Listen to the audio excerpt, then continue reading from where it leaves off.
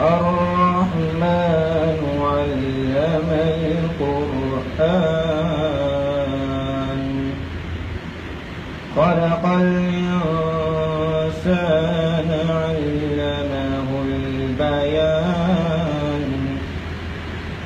الشمس والقمر بحسبان والنجم والشجر يسجدان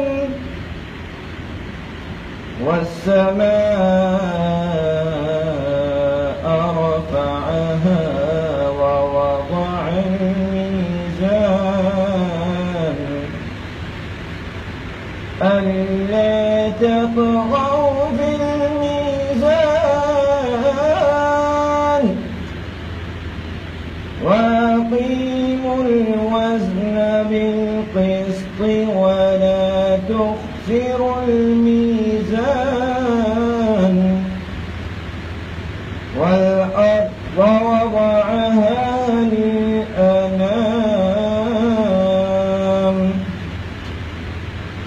فيها فاكهة والنخل ذات الأكمام